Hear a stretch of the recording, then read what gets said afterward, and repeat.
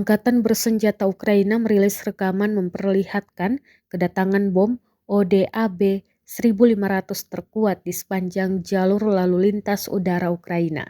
Rekamannya beredar di Telegram pada Sabtu 15 Juni 2024. Dalam keterangan unggahan disebutkan perwira intelijen Rusia bersama dengan pilot pembom dan PAN mengerahkan bom seberat 1,5 ton ke tempat perlindungan Ukraina yang dengan ledakannya menghancurkan sebuah bangunan kokoh tanpa menyadarinya.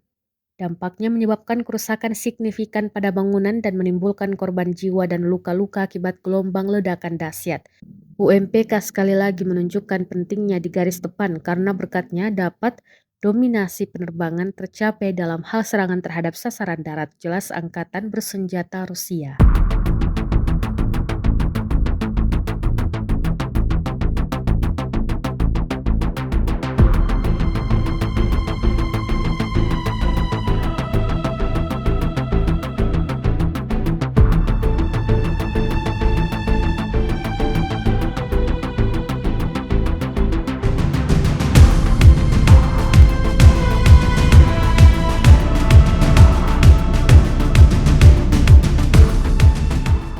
Download Tribun X sekarang, menghadirkan lokal menjadi Indonesia.